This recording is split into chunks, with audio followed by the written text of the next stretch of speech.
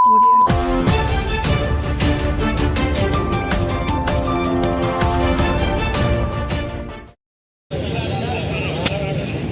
పట్టణ ప్రజా సంఘం అధ్యక్షులు బుద్దిపల్లి రామూర్తి గారి ఆధ్వర్యంలో వివిధ కుల సంఘాల అధ్యక్షులు, అన్ని పార్టీల కార్యవర్గ సభ్యులతో మరియు పెద్దపల్లి పట్టణ ప్రజలు, మహిళలు, యువత ప్రతి ఒక్కరూ ఈ కార్యక్రమానికి వచ్చినందుకు వారందరికీ నేను హృదయపూర్వక ధన్యవాదాలు తెలియజేస్తున్నా. గతంలో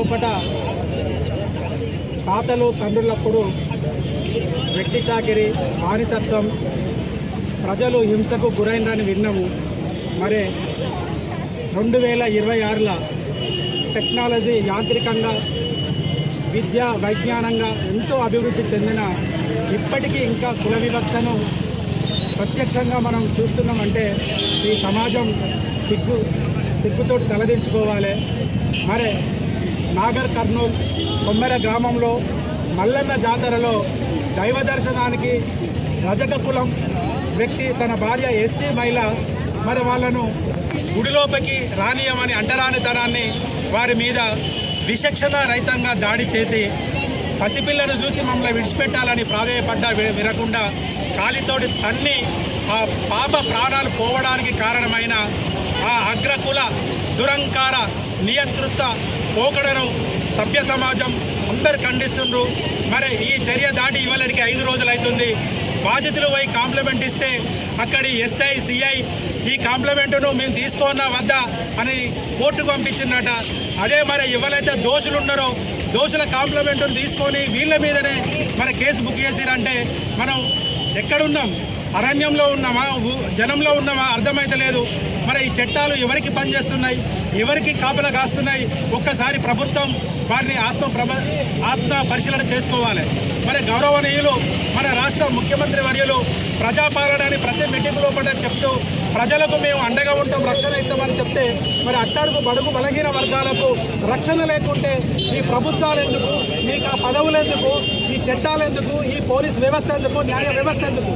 ఎందుకంటే బాధితులు కాంప్లిమెంట్ ఇస్తే తీసుకోకుండా మరి ఎవరైతే దుర్మార్గంగా కొట్టి వాళ్ళను చిత్రహింసలు చేసి ప్రాణం తీసిన దుర్మార్గులను మరి కాపాడడానికి వీళ్ళ మీద కోట్ల ఎఫ్ఐఆర్ బుక్ చేసిందంటే మనం ఎంత పోలీసులు మరి వాళ్ళకు బానిసలుగా ఉంటారో మనం అర్థం చేసుకోవాలి.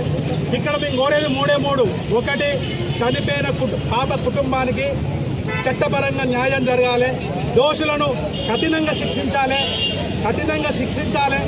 ఎప్పుడైతే వరంగల్లో ఒక మహిళపై అత్యాచారం జరిగితే ఎన్కౌంటర్ చేసిరో అదేవిధంగా ఆ కుల దురంకార నీచులను ఎన్కౌంటర్ చేయాలి. వాళ్ళని విచారించడం కూడా అవసరం లేదు.